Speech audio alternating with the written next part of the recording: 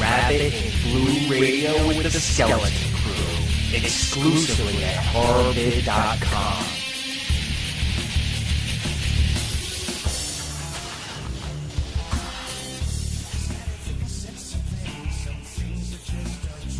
Hey, what's up, everybody? This is Rabbit and Blue Radio with the Skeleton Crew. This is Alex. Michael J. And our special guest host, Dan Chase. Alright, Friday the 13th Part 4 picks up right after Friday the 13th Part 3. Like Dan said in the last show, it perfectly ties things together.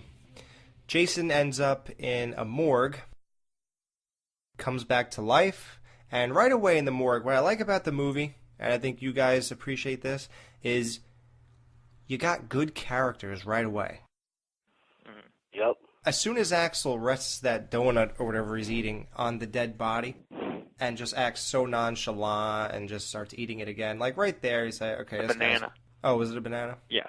You say to yourself, you know, this guy's cool, these people are funny, you know, everyone's sarcastic. Even in the beginning when Jason's hand falls off the stretcher and the girl jumps back, it really, like, it's realistic, it's good. Yep. Yep, exactly. My favorite part about the beginning of that movie, too, is, and I know I've heard this on one of the commentaries, and I hate to repeat something somebody else said, but I couldn't agree more about this, is how there's one shot just as everybody's leaving the crime scene of Part 3, and it just lingers, and it's so creepy and effective, and it's just perfect. It's just perfect. Yeah, because it's like bright, and then it goes to total darkness.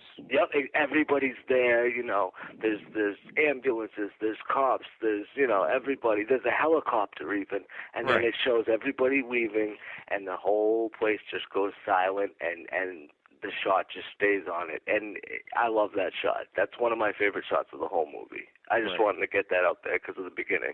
Me and Dan are, like, so on the same page with You're so kindred much... spirits. Oh, my God. Like, he really appreciates the subtlety. Watch, I'll prove it. Dan. Yes. Wasn't one of the greatest scenes in Halloween when Laurie is walking across the street and they're playing that music, that little theme of hers, at the very end of the movie, and when it's all dark and the wind's blowing. Yep. Yeah, exactly. Absolutely, sir. That stuff is the best. Yep. It's subtle, yet it's so effective. So good. Because of its subtlety. Yeah. Part 4, obviously the biggest thing about it is it's the final chapter. Jason dies. Yes. And that reminds me, too, about Savini, how he was on number 1, and then he came back for 4 because they were under the impression that it would be the last one. Right. And he pulled out all the stops for that flick. And you could tell that he got better over the years. At that point, Savini was just at the top of his game. He was a rock star. Everybody knew who he was, so it must have been such an exciting time in horror back then. I can only imagine. Oh, my God. Speaking of the characters, like what did you feel about, like, things like when the guy was gonna cheat on his girlfriend because one of the twins liked him? Like, what were you thinking? Like, it reminded me of, honestly, like a typical night with my friends, like shit always going down like that. And that kind of just rung true, And as far as storytelling goes, I don't know. It was okay, I guess. Maybe it was a little unnecessary, but I found it to be pretty good. I mean, they tried to add a bunch of stories into it, which that's the thing about that movie, too. It goes everywhere, It's got tons of stories involved. It's got great kills. It's got great everything. Yeah. Mike, how did you feel when Jimbo got to nail the chick and like, the other guy acted like, watch me, watch what I do? How did you feel when he went up there? Like, you know what? That's another scene. When he walks up with that chick and he's looking at his friends and they're going up the stairs, I can relate again. Like, I feel like I know how he'd feel. And you're going up, you know what's going on. Everyone's looking and they're laughing. Yeah, and they're all laughing like, yeah, it's really, and like you're walking up the stairs and you're like, yeah, it's really happening. Yeah, and then he comes down. Then Jim comes down later and he's like, hey, Teddy, why don't you put these in your little computer? And But you know what? That scene didn't pay off for me because the guy laughed, and I want him to be like, screw you, man. You know, I wanted him to not be okay with it. You wanted him to be pissed off. Yeah, he Yeah. was wasted. Yeah, he was Yeah, too of course. high. Well, that's the only reason he laughed is because he was probably stoned out of his mind and he didn't know any better at that point. Yeah, the payoff would have been the jealousy, and didn't happen. But that's all right. That's cool. All right. So think about this. This is a what the f moment for me. Right. This guy Rob is all hyped up. He's hunting Jason. He's gonna kill because his sister was killed. Do you guys know who his sister was? Supposedly somebody from part Sandra 3? from part 2, right? Yep, that's right. Yep. Sandra, yep. Good, Mike. Nice, dude. Well, thank you, sir. I love that stuff where they tie movies together, so that was already embedded in my mind. But he finally comes up against Jason, and what does he do? He starts screaming his lungs out, not even putting up a fight. Jason has time to, like, search for crap on the table. Oh, here we go. I'll take a freaking whatever, and I'll just start whacking this guy in the chest. And the whole time, Rob's just standing there, and he's just yelling the worst, like, thing I've ever heard. It's a joke. He's going, he's killing me! He's killing me!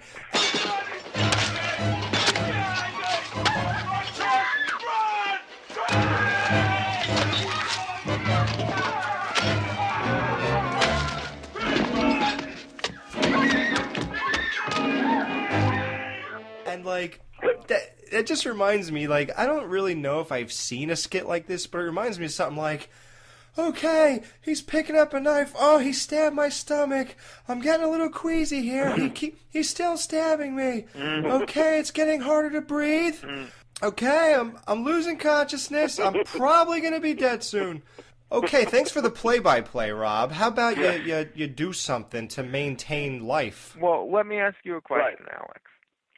If you were Rob, what would you have done in that situation? Because, look, Jason is obviously a hulking, maniacal figure. I would have banged Trish if I was him. Well, no, but he didn't have time. No. I'm not saying if you were Rob in general. I'm saying if you were Rob at that. Right. Yeah. But no, I know that. But I'm just saying if you were Rob in that general moment. Right. I like Dan's approach. I wouldn't be looking for Jason. I'd be hammering away on Trish. But right. You'd be like, forget those people next door. We'll lock the door and just leave them over there. Jason Schmason, man, I got a blonde looks like that hanging out with me. Yeah. No, let Gordon watch. Yeah, exactly. I'd let the dog keep sleeping on the bed when I'm with her. If he just turned around, I think I would have had a weapon. I'd probably stab him in his throat or something. I don't know. Kick him, do something, push him away. He was searching for stuff, Mike. Jason didn't even have his weapon, I don't think, right? No, he came out and tried to choke him down or something. Yeah. Right. Yeah, you're right. I mean, I would have hit him when he was looking for something. I have to watch that again. I always hide my face at that scene because it scares me. So. Moving along.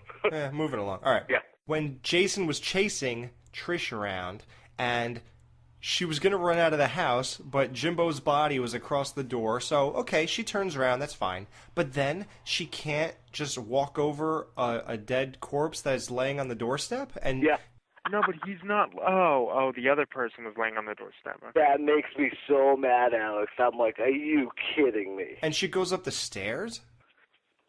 Right? Isn't that what she did? No. and I was always very impressed by that stunt where Trish goes out the window. I thought that was awesome. Oh, my God, that's ridiculous. There's no way that didn't hurt. That was unbelievable. And it was great camera work. I mean, they followed her perfectly down there. So, things like that, that's really weird. But if you notice, when she returns to the house, she jumps over that dead person's body. And she goes, yeah. That really made no sense. I don't know. Yeah, that's a big deal. Do you guys think Jason needed more screen time in this movie? I don't. I think it was perfect. Perfect. Yeah, I agree. I mean, I think if you put him on the screen too much, that it's going to kind of kill the mystique. I think he had a nice balance of time. Absolutely. And you know what, too?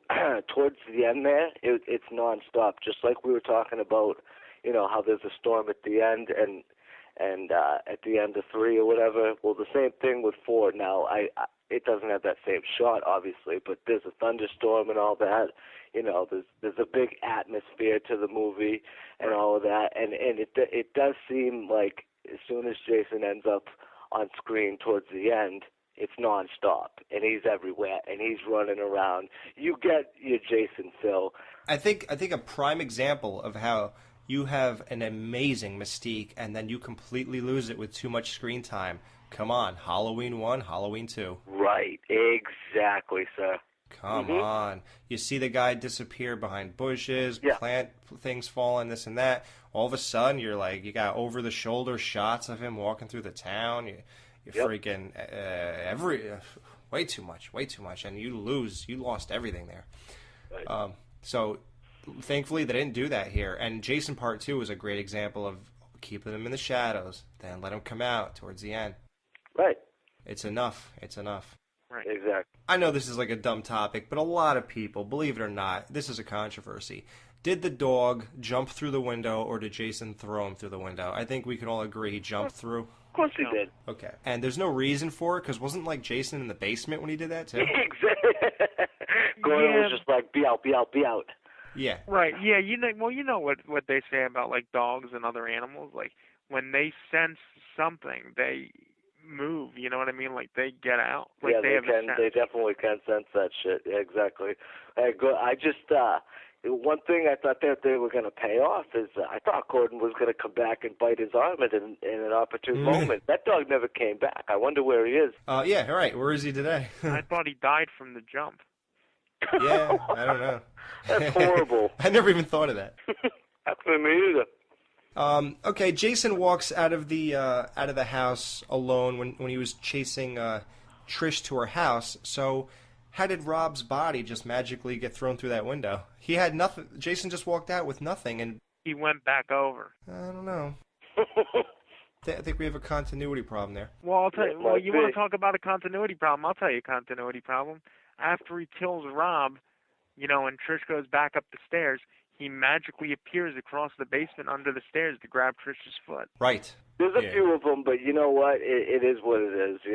These things are going to happen. It's not like, oh, you ruined the series and, it's horrible. Now, since we're going to talk continuity in the remake, now that's a whole different story. But as far as that stuff, it doesn't bother me at all. Okay. All right. My biggest question in this movie was at the end when Tommy shaves his head and he puts makeup on himself to look like Jason when he was a kid, and he managed to trick him. Then Jason approaches him, reaches out with his arms, and then Trish attacks. The biggest question is, what was Tommy's plan overall? What was he going to do exactly? He had no weapons on him. What if he went downstairs and Trish was already dead?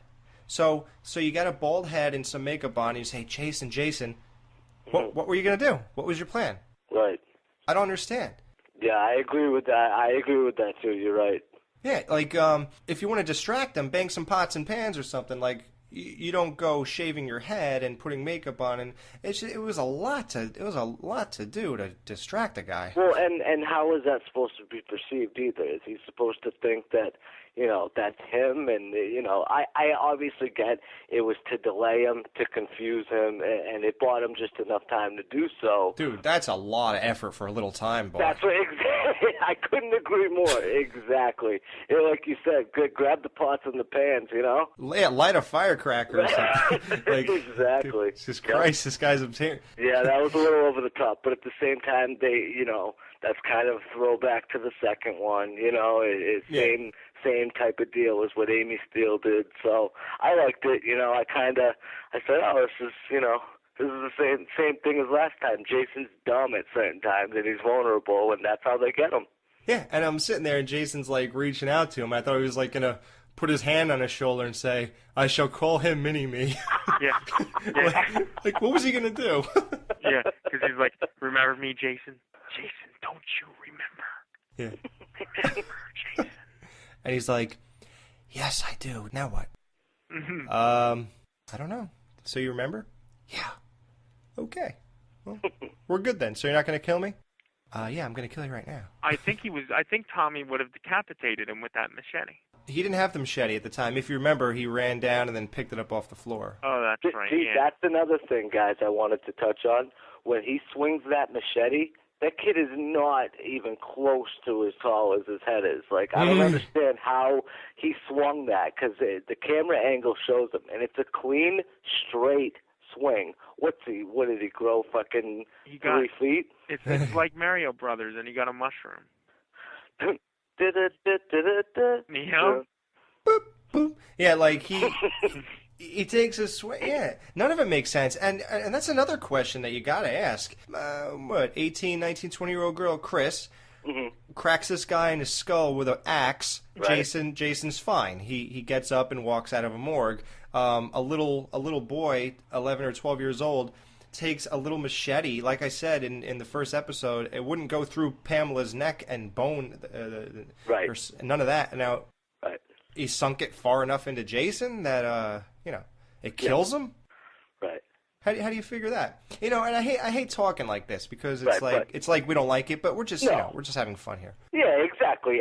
But that is probably one of the coolest deaths too. How his face slides down that blade. That is Yes. so badass, And with Right. his eye kind of bugging out too, almost like, oh shit, like he has feelings after all. Like this guy can be hurt, as opposed to he's just a walking machine and you can't see his face and you actually see him and he looks Yeah. like a demented alien that's just freaking out. I mean, I love that part. That was like, that was a oh shit moment.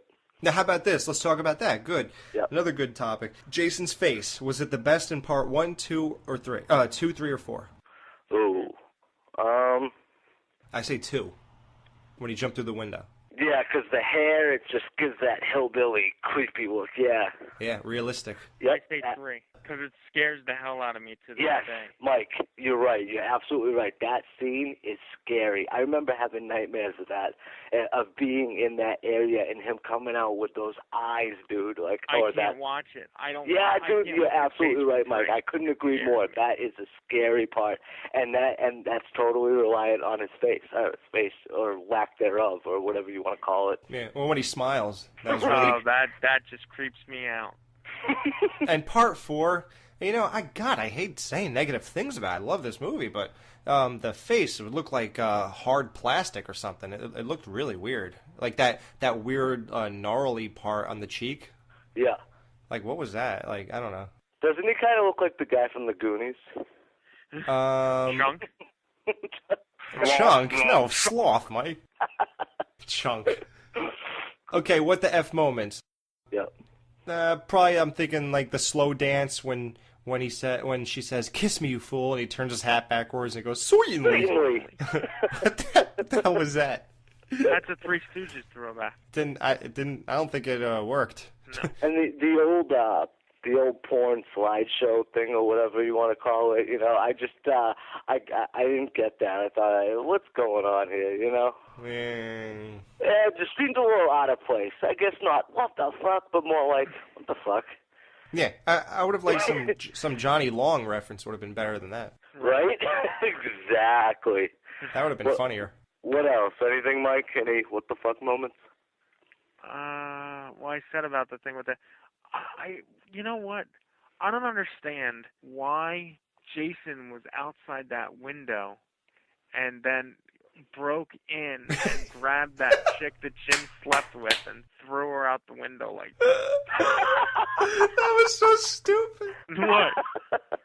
It's so stupid. You're right. What the hell kind of thing? Like, here, it's another Crazy Ralph question. How long was he willing to stay there till somebody walked to the window? I mean, well, Yeah. first of all, how the hell did he get from the kitchen from killing Jimbo, and then I think he killed Ted after that?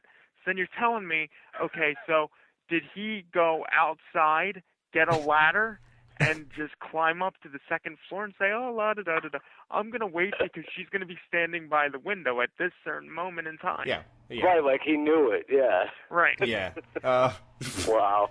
I got another classic one, man. Okay, your girlfriend is in a raft. You sort of just cheated on her. You swim over. She's dead. Is your reaction? You push her and go, what the? And you Yeah, freaking... that was awesome. Dude, that was the most He's like, what's like that was like, oh, who gives a F if this chick's my girlfriend's dead? Let me make sure I don't get hurt. It reminds me of Half-Baked Dave Chappelle and Half-Baked. Get away from me, bitch. Like, I'm just thinking, if my girlfriend was in the raft, I'd be like, oh my God, are you okay? I would have shaken her. This guy just bolts. Right? Well, honestly, when he gets to, no, I can understand why I wouldn't shake her, because he probably gets to a point and you see the knife through her back and you see all the blood, you would assume that she'd be dead. So what? Is your reaction take He off? just leaves her. Yeah, I gotta say, get the hell out of there. You might be next. That's Well, really she's on a raft, though. Like, obviously he's not like an immediate danger in the sense where there's nobody right next to him. Do you think that he should get in the raft? Do you think that he should have gotten the raft with her and friggin' paddled somewhere? Yes. Honestly, Mike, I haven't thought about it. I know. I'm sorry. I bring up stupid crap. That honestly might. You know what though? That might be an all right idea if you really think about it. Not bad. I would hold on to the raft and paddle to the land. I don't know. Right. No, I would probably get into the raft and throw her out of the raft into the water, and just get out of there. Doesn't he get that thing right in his balls too? Yeah. Oh my God. That's pain. Right in his groin. Oh, good Lord. That's pain. Good thing this movie wasn't in 3D. Mm-hmm. Okay, so about great kills then. You got the dude who got his face rammed through the shower. Oh, dude, that was so brutal. Yeah. Yeah. Yeah. He's like, hey, you want to get in the shower with me, old buddy? Hey, Paulie, old buddy, old pal. And then the noises that he makes too. It's like, That's like Jason. He's like, just like, shut the fuck up. I love the Crispin Glover death too. The corkscrew, and then boom, right in the face. Okay, ready, guys. I do the best. Ready? Hey, Ted, where the hell's the corkscrew? Ted. Oh my God. Do you know how many times me and my friends have yelled out, "Where the hell's the corkscrew"? Wow, I'm amazed, sir. I have no life.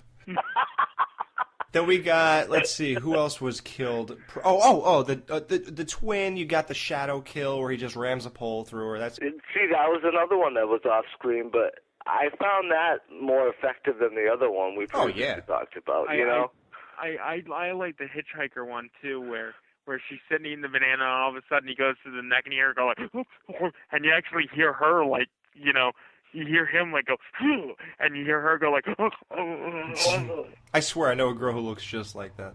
I feel sorry for you. Then you got, of course, Ted, Teddy Bear. Yeah. He got a knife rammed in the back of his skull. And that was awesome. That was awesome. Yeah. And of course, this movie really personalizes the characters. Like, I think it really brings the movie to life when you have like nicknames for people in the movie, because it makes you feel like there really is a world that exists within that movie. Like a good example is like Teen Wolf, like how Styles and Boof, and then you got when he says "dead fuck" and you just keep that going. It's like it's inside jokes which turns characters into real people to me, Right. Exactly, Alex. You couldn't be more right. Yeah, I like that stuff. It brings it to life to me. Mystery time. Did Mrs. Jarvis get killed? Yes. I would have to say yes, just because I don't think she would leave her kids in the house like that. Well, I've seen the deleted scenes, so I know that she gets killed. Okay, fill me in. I didn't see him. The deleted scenes, it's like an alternate ending, where it's more like, I guess, a dream sequence. Yeah, see, that's the thing, Mike. Yeah, it's a dream sequence. It's still unclear whether she dies or not. Right, it's supposed to be at the end where Trish finds her in the bathtub, and Jason appears behind her. And then she wakes up, and it's the next morning. And I remember Joe Zito talked about that too, and that's why he took it out, just because it's too vague, and he still didn't really answer. He said, who knows what happened. So I think it doesn't bother me that much. Obviously, if she goes outside and then, lightning strikes and she gives a surprise look, it's assumed, but then again, you never know. Who knows? Right.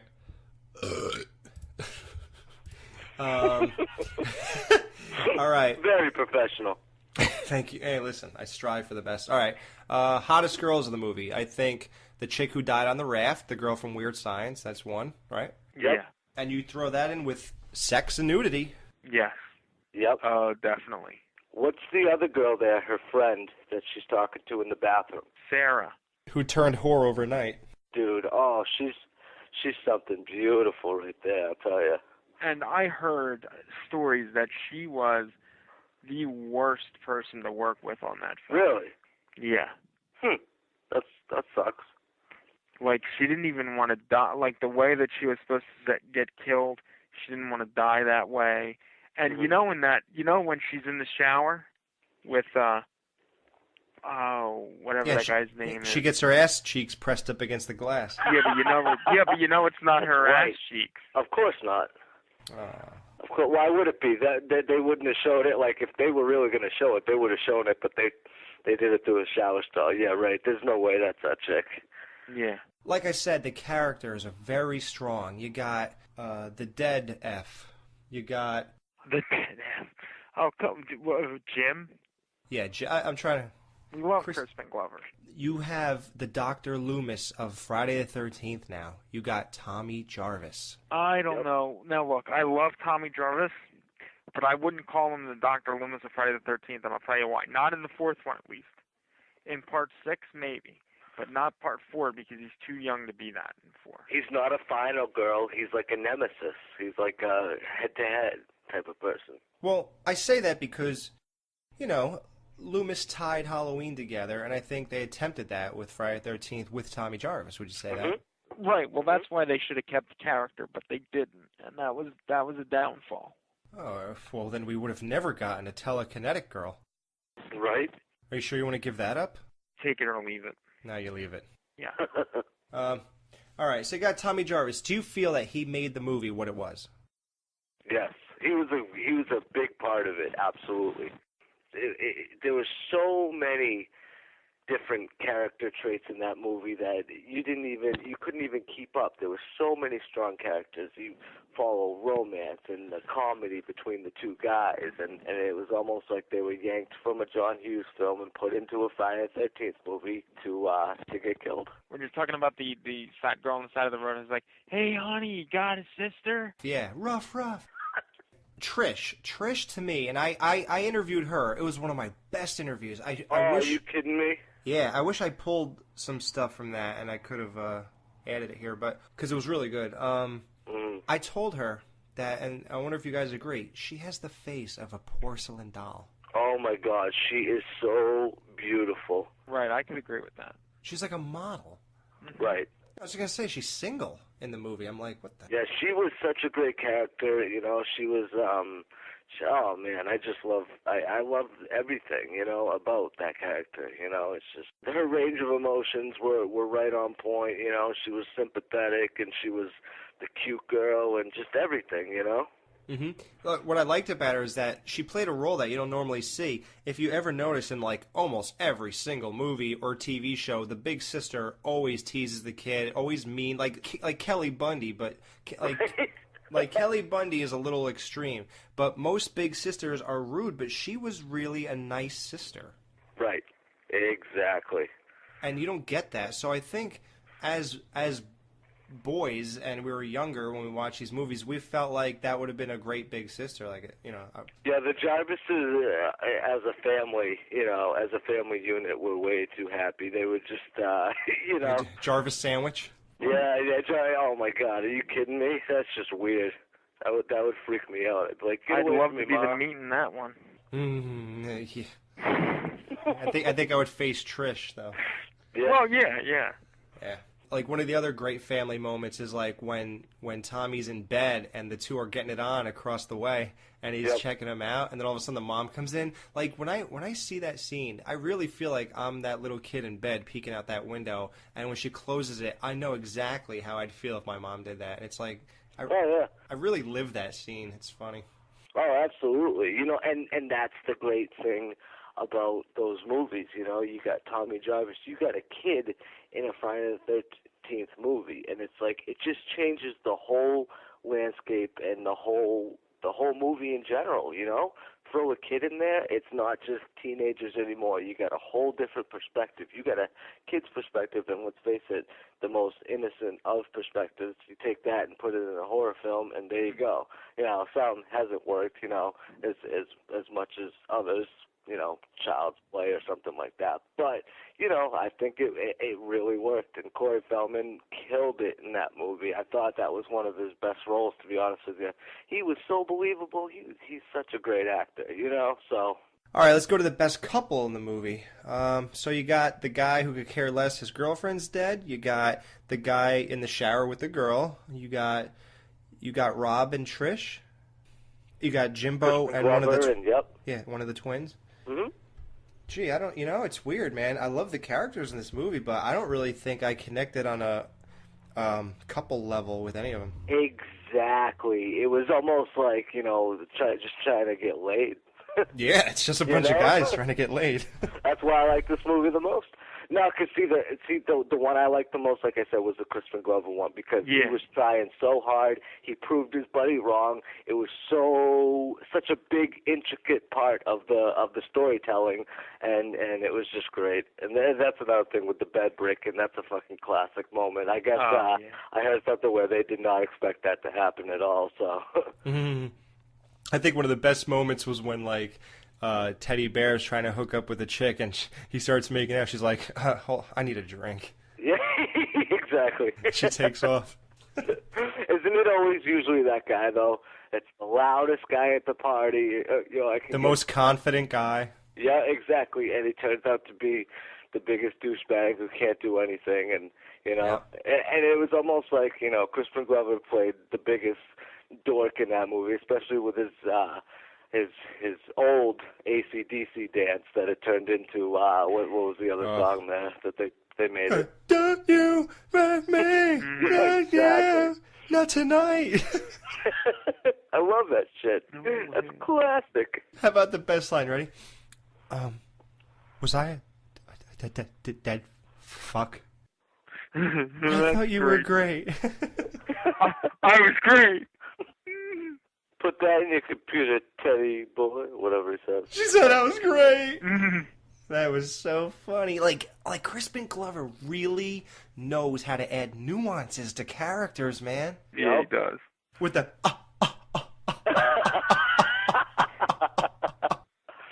Okay, Biff, I'll run that over first thing in the morning. Or he says like first thing in the morning.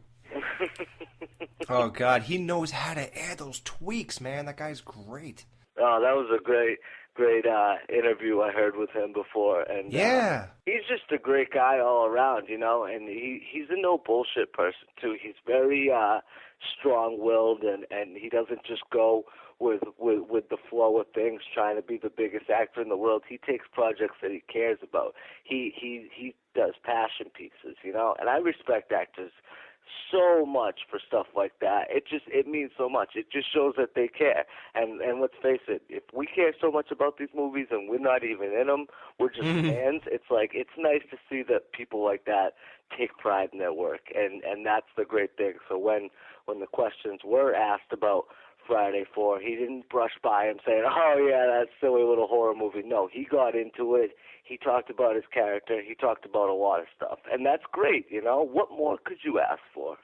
Nothing. Exactly. All right, what do you think of Ted White, the guy who played Jason? Great job. I think he was good. I liked Richard Brooker in 3 better, but I think Ted did a very good job in following it up. You know, I think Ted was the most like menacing. He was like a shark, man, going after you.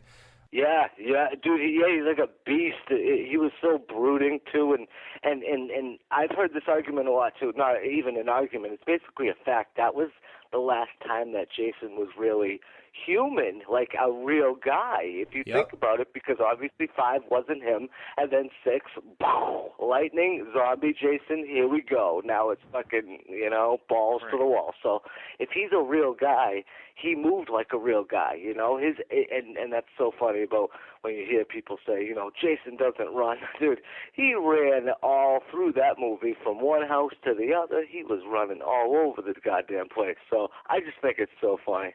I don't know where people come up with that stuff. Like, I think you know what it is. I think it's like those ones you said, part 6 and 7 and 8. He don't run, so people kind of associate. You know, like think about it like this: when you think of Jason, which one do you think of? Kane Hodder. That's what first pops in your mind when you hear the word Jason Voorhees? Zombie Jason, yeah, like with the chains and everything. Right. For me, it's part like 4. That's what pops into my mind. What about you, Mike?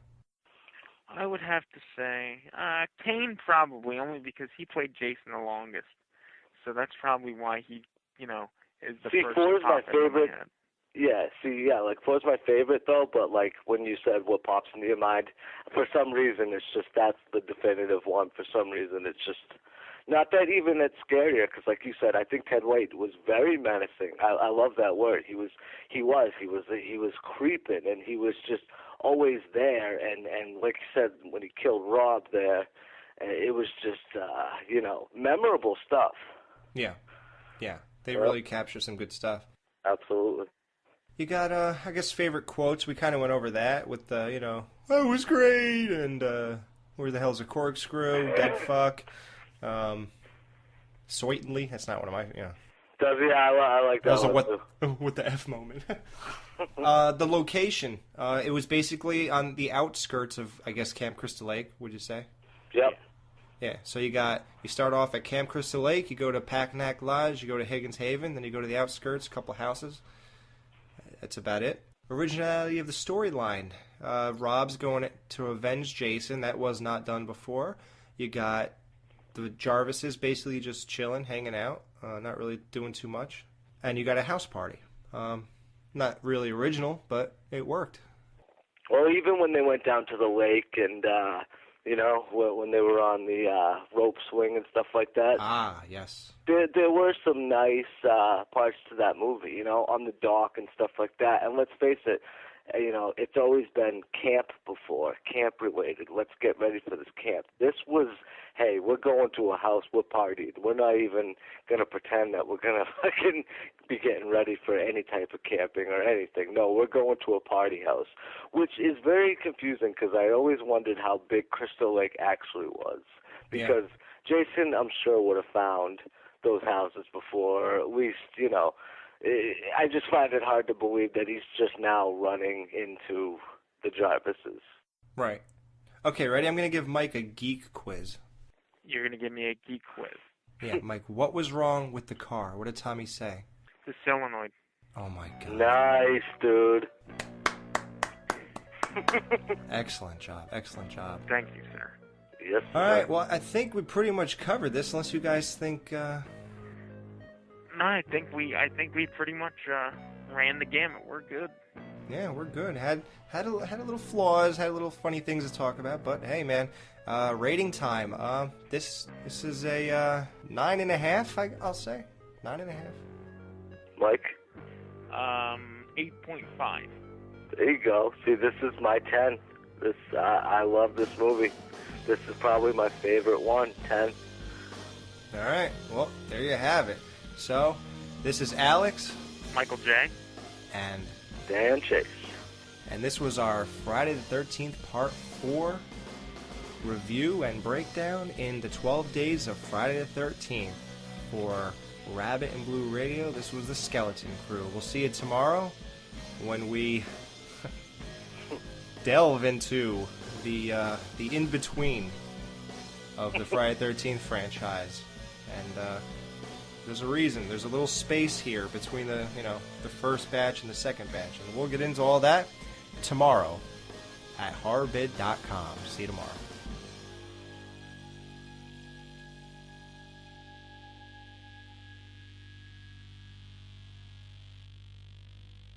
It says you're a dead fuck. What? A dead fuck? A lousy lay. A dead... Oh, I see. Oh, don't hold it back from me, Doc. I can take it. Give it to me straight. I did not say it. The computer did. Yeah, well, there is no computer. Aha. And there's no Betty, either. And I'm a dead fuck. Like I said, the computer don't lie. Pissed off. Yeah. He was wasted. Yeah, he was Yeah, too of course. high. Well, that's the only reason he laughed is because he was probably stoned out of his mind and he didn't know any better at that point. Yeah, the payoff would have been the jealousy, and didn't happen. But that's all right. That's cool. All right. So think about this. This is a what the F moment for me. Right. This guy Rob is all hyped up. He's hunting Jason. He's gonna kill because his sister was killed. Do you guys know who his sister was? Supposedly somebody from part Sandra 3? from part 2, right? Yep, that's right.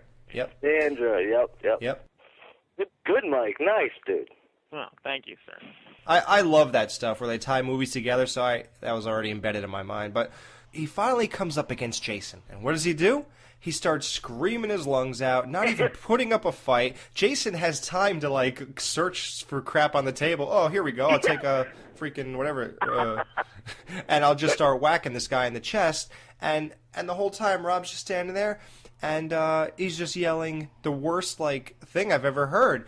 It's a joke. He's going, he's killing me! He's killing me! You watch, I'll prove it. Dan. Yes. Wasn't one of the greatest scenes in Halloween when Laurie is walking across the street and they're playing that music, that little theme of hers, at the very end of the movie, and when it's all dark and the wind's blowing. Yep. Yeah, exactly. Absolutely, sir.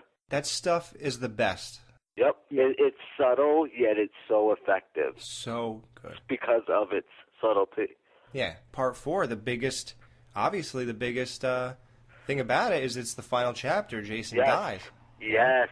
And that reminds me, too, about Savini, how he was on number 1, and then he came back for 4 because they were under the impression that it would be the last one. Right. And he pulled out all the stops for that flick. And you could tell that he got better over the years. At that point, Savini was just at the top of his game. He was a rock star. Everybody knew who he was, so it must have been such an exciting time in horror back then. I can only imagine. Oh my God. Speaking of the characters, like what did you feel about like things like when the guy was gonna cheat on his girlfriend because one of the twins liked him? Like, what were you thinking? Like, it reminded me of, honestly, like. No way, not tonight. No way, not today.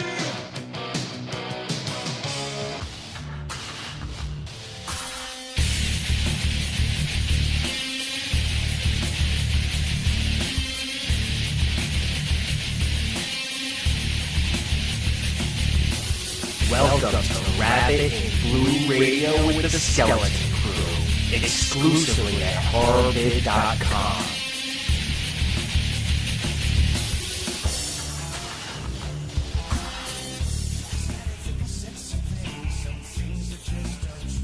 Hey, what's up, everybody? This is Rabbit and Blue Radio with the Skeleton Crew. This is Alex. Michael J. And our special guest host, Dan Chase. All right, Friday the 13th Part 4 picks up right after Friday the 13th Part 3. Like Dan said in the last show, it perfectly ties things together. Jason ends up in a morgue, comes back to life, and right away in the morgue, what I like about the movie, and I think you guys appreciate this, is you got good characters right away.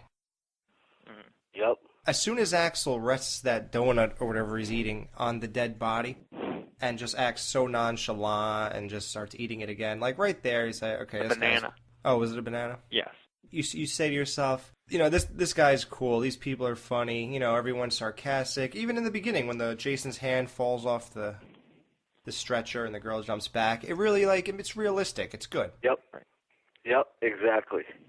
My favorite part about the beginning of that movie, too, is, and I know I've heard this on one of the commentaries, and I hate to repeat something somebody else said, but I couldn't agree more about this, is how there's one shot just as everybody's leaving the crime scene of part 3, and it just lingers, and it's so creepy and effective, and it's just perfect. It's just perfect. Yeah, because it's like bright, and then it goes to total darkness. Yep, everybody's there, you know, there's ambulances, there's cops, there's, you know, everybody, there's a helicopter even, and then it shows everybody leaving, and the whole place just goes silent, and the shot just stays on it, and I love that shot. That's one of my favorite shots of the whole movie. I just wanted to get that out there because of the beginning. Me and Dan are like so on the same page with so much. You're kindred spirits. Oh my God! Like he really appreciates the subtlety. A typical night with my friends, like shit always going down like that, and that kind of just rung true, you know. And as far as storytelling goes, I don't know. It was okay, I guess. Maybe it was a little unnecessary, but I found it to be pretty good. I mean, they tried to add a bunch of stories into it, which that's the thing about that movie, too. It goes everywhere, you know. It's got tons of stories involved. It's got great kills. It's got great everything. Yeah. Mike, how did you feel when Jimbo got to nail the chick and like, the other guy acted like, you know, watch me, watch what I do? How did you feel when he went up there? Like, you know what? That's another scene. When he walks up with that chick and he's looking at his friends and they're going up the stairs, I can relate again. Like, I feel like I know how he'd feel. And you know you're going up, you know what's going on. Everyone's looking and they're laughing. Yeah, and they're all laughing like, yeah, it's really, and like you're walking up the stairs and you're like, yeah, it's really happening. Yeah, and then he comes down. Then Jim comes down later and he's like, hey, Teddy, why don't you put these in your little computer? And he, But you know what? That scene didn't pay off for me because the guy laughed, and I want him to be like, screw you, man. You know, I wanted him to not be okay with it. You wanted him to be